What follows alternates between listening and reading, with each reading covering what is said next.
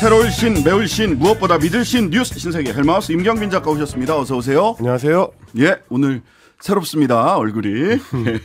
매주 목요일에는 장성철 소장님과 함께합니다. 어서 오세요. 네, 안녕하세요. 아이고 오늘 마지막 날이네요. 고생 많으셨습니다. 예, 애 많이 쓰셨습니다. 유튜브에서 욕바지 역할을 해주시고. 아이고 하여튼 신 변호사님하고 같이 1년 좀 넘게 방송했던 것 같은데 상당히 뭐 즐겁기도 했고 저도 막 항의도 많이 했는데 이렇게 헤어지니까 좀 아쉬운 마음이 더 큽니다. 그러게요. 여기서 욕바지 역할을 했는데 그럼에도 불구하고 방심위에서는 계속 뭐라고 해요? 야권 패널로 분류되셔가지고 장성철 여권 패널이에요. 보수우파 패널이에요. 네, 자 그럼 오늘의 뉴스 이제 일해야죠. 오늘의 뉴스 만나보겠습니다. 윤 대통령과 KBS의 미니 인터뷰 형식의 신년대담. 이른바 파우치 외국 회사 조그마한 백. 굉장히 좀 이제 키워드 중심으로 볼 수밖에 없는 대담이었던 것 같은데 저는 이제 박절하다라는 말을 이제 직접적으로 언어 활동에서 사용하는 걸 본 게 굉장히 오랜만이어가지고 그것도 좀 이제 좀 재밌는 포인트였습니다. 지난해 11월에 처음으로 이제 서울의 소리 유튜브 채널에서 보도가 된 뒤에 이 논란이 불거지고 나서 이제 2달여가 흘렀는데 처음으로 대통령이 직접 발언을 했습니다. 관련 사실에 대해서 시계에다가 몰카를 들고 온 정치 공작이다라고 규정을 했기 때문에 기존의 대통령실의 태도에서 이제 크게 달라진 점은 없었고요. 윤 대통령의 인식 속에서 아마 김건희 여사는 이렇게 그려지고 있는 게 아닌가 싶습니다. 아버지의 오랜 지인이 찾아왔는데 이걸 박절하게 내치지 못해서 몰래카메라 공작을 당한 피해자 처럼 우리 국민들한테는 보여졌다. 그렇게 대통령이 인식하는 걸로 보여졌다라는 거고요. 진행을 맡았던 KBS의 박장범 앵커는 질문 자체를 경호 문제에 상당히 강하게 초점을 맞추면서 디올백과 관련된 소위 명품백과 관련된 의미를 최대한 축소하려고 하는 듯한 그런 단어들을 신중하게 고른 모습이었습니다. 직접 들어보시겠습니다.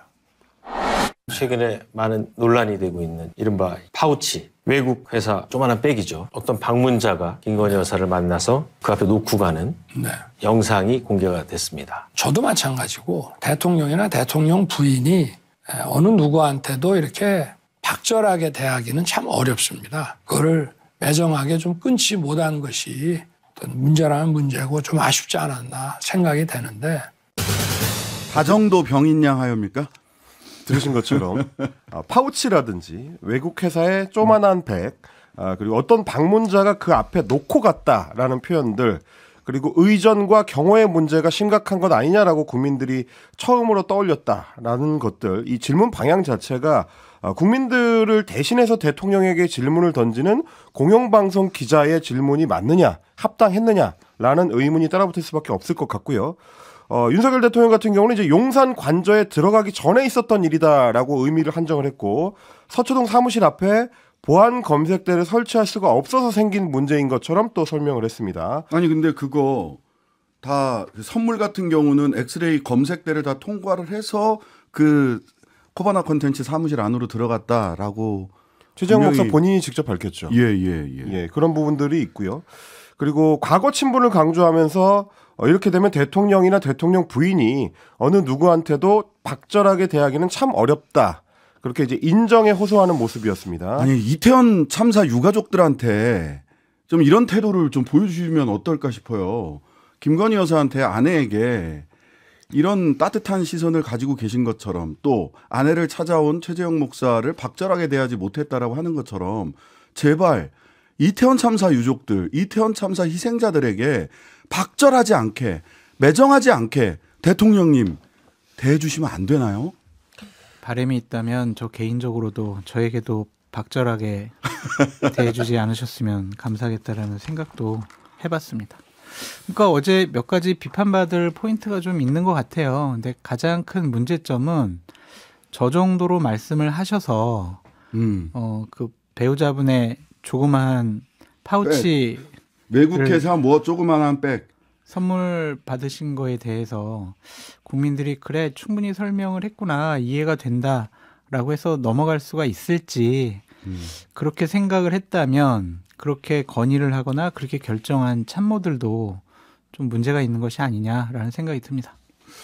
박장범 앵커는 부부싸움 하셨냐라는 말로 이 질문을 마무리했어요. 마치 이제 농담처럼 마무리를 하는 모습이었고요. 그러니까 여러모로 사실 박장범 앵커의 질문 방식에 대해서는 뭐 저도 한 15년여 시사 프로그램 방송 작가로 일을 하면서 수많은 질문지를 작성을 해봤습니다만 질문을 던지는 사람이 어떻게 질문을 던지느냐에 따라서 답변이 전혀 달라지는 거거든요. 이제 그런 면에서는 조금 아쉬운 면들이 많이 있었던 것 같고 대통령이 어쨌든 박절하게와 매정하게를 강조한 것과는 다르게 김 여사가 혹시 정치 공작의 희생자라는 데 동의하느냐라는 질문에 대해서는 상당히 좀 강경한 태도를 보이면서 긍정을 했습니다.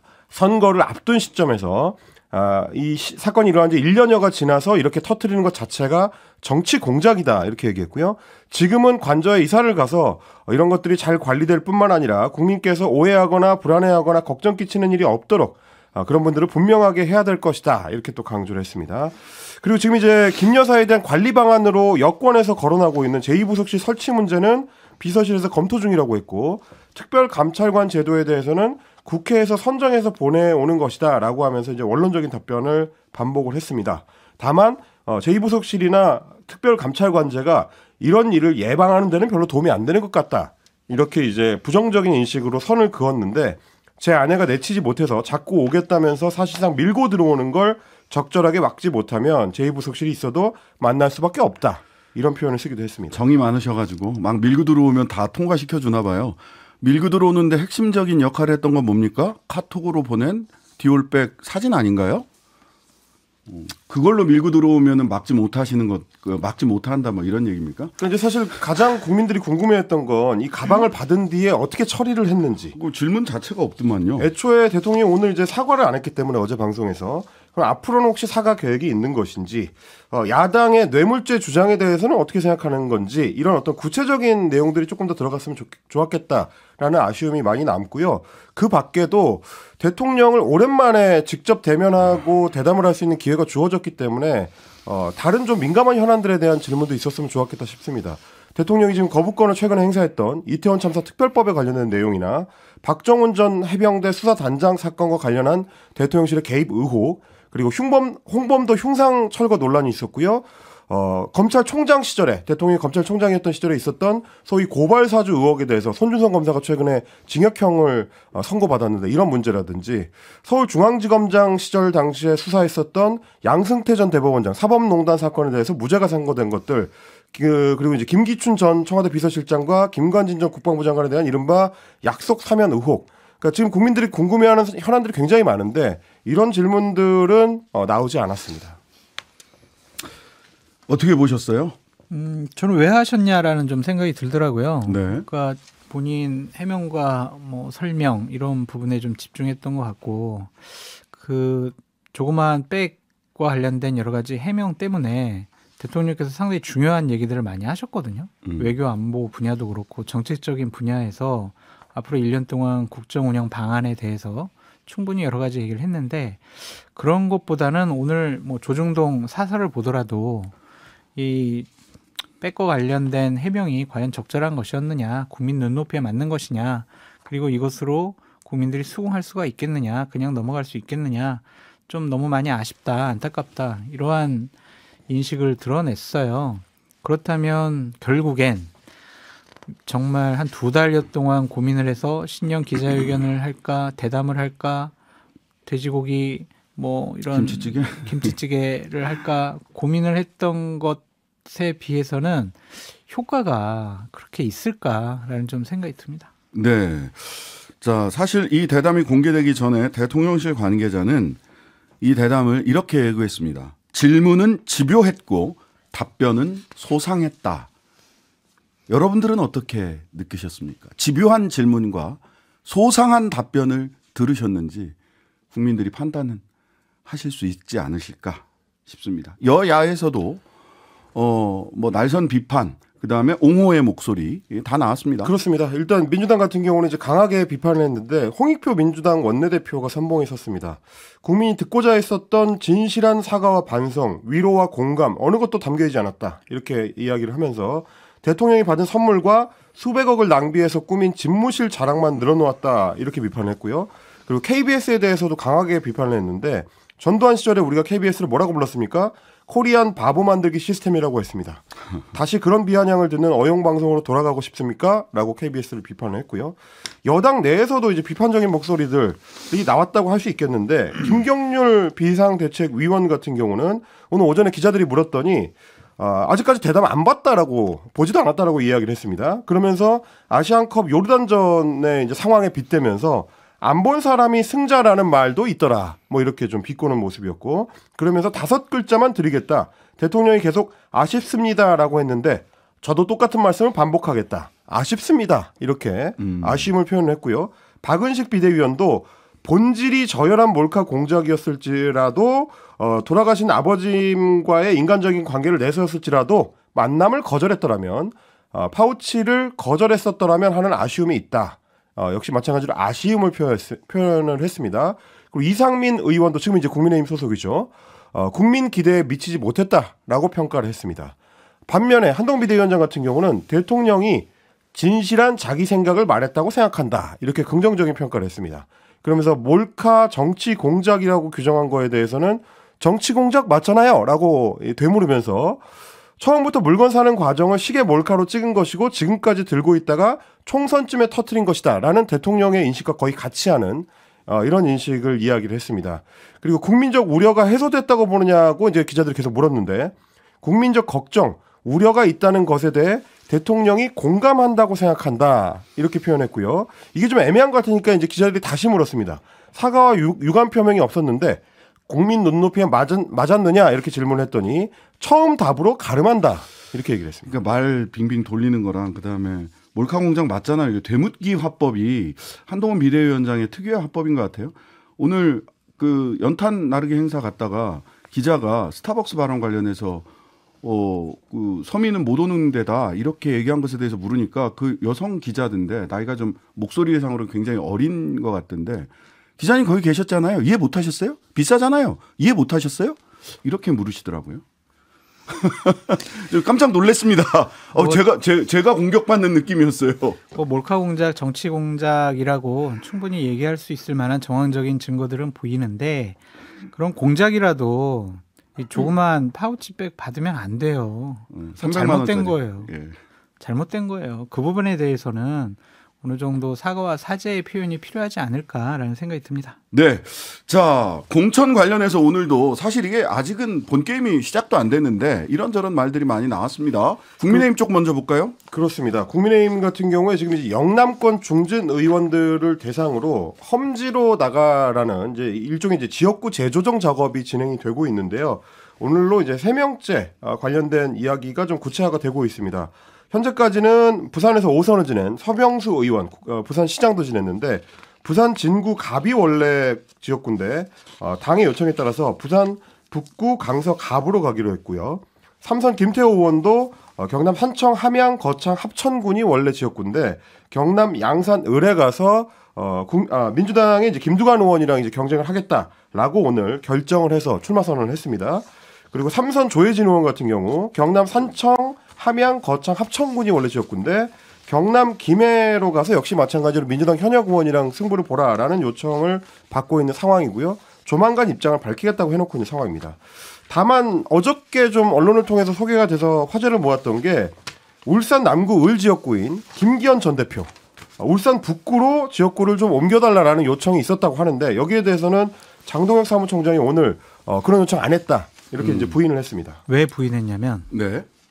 김기현 전 대표는 공천을 안 줄 건데 그런 겁니까? 옆쪽 가서 출마하라고 그럴 필요가 없다. 예. 그런 의도로 저는 읽혀졌고 네. 이제 정진석 전 비대위원장도 네.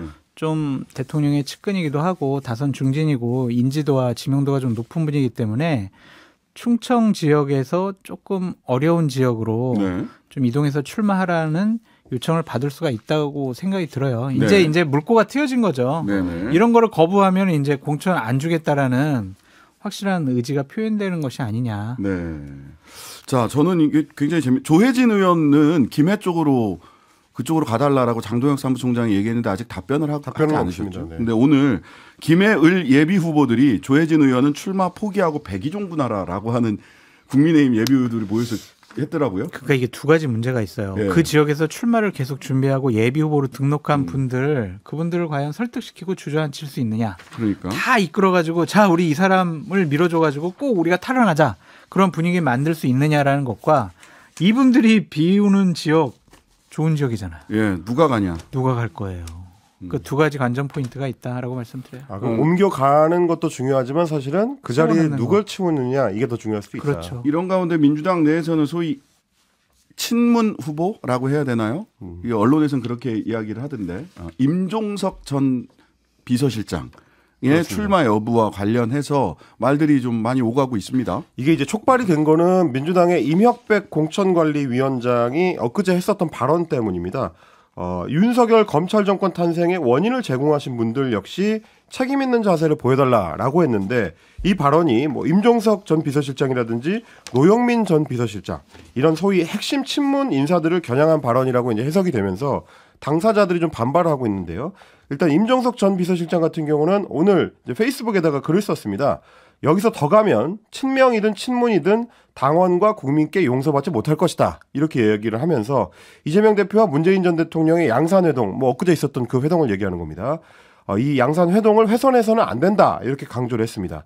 임 전 실장 측에서는 이제 친 이재명계의 지도부가 당 지도부가 중성동갑 서울 중성동갑 출마는 안 된다는 방침을 내렸다는 보도가 나오니까 이 보도에 대해서 이제 강하게 부정을 했습니다. 당 지도부로부터 험지 출마를 요청받은 사실이 없다.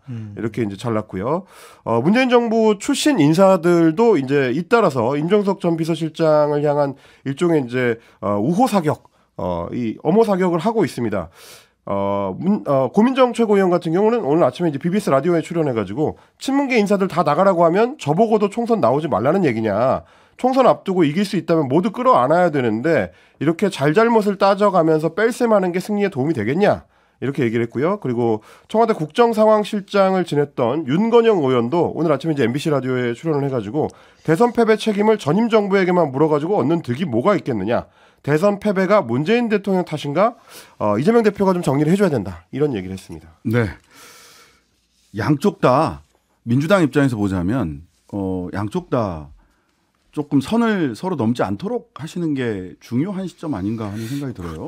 지금 정권 심판론이 높은 상황에서 그 민주당 후보들끼리 치고받고 싸워가지고 지역에서 분열부터 생기면은 특히 수도권 선거가 쉽지 않아 보여요. 오늘 한 언론 보도에 의하면 문재인 정권 시절에 장관했던 사람들도 불출마를 하거나 험지 출마를 해라 이런 식의 요구를 하겠다라는 것이 친명 핵심 관계자의 따옴표로 보도가 됐더라고요. 그분들이 만약 싫어 나는 무소속이라도 출마할래 그러면은 수도권에서 민주당 계열의 후보 2명이 출마하고 국민의힘 후보 1명 출마하면요 이거는 민주당이 이길 수가 없어요.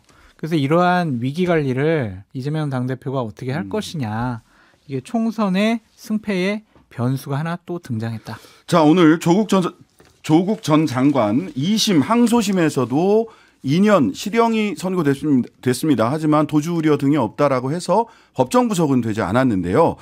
이것보다 주목되는 것은 사실 선고 이후에 나온 조국 전 장관의 입장문. 네. 그렇습니다. 재판부 법리 적용에 동의할 수 없다면서 상고한다고 하면서 동시에 총선 출마 여부와 관련된 질문에 대해서는 지금 말할 수는 없지만 조만간 입장을 공식적으로 표명할 시간이 있을 것이다. 대법원 판결 전에 할 수 있는 모든 일을 다 하겠다라고 이야기를 했습니다. 네, 정치 참여 선언, 신당 창당과 출마 여부는 설 연휴 이후에 입장 표명하지 않겠느냐라는 언론의 예측이 뒤따랐습니다. 지금까지 뉴스 신세계 임경빈, 장성철 두 분과 함께했습니다. 나도 조국 장관 말해야 되는데 왜 그래요? 하루 종일 기다려지는 진짜 시사. 평일 저녁 6시 5분 신장식의 뉴스 하이킥.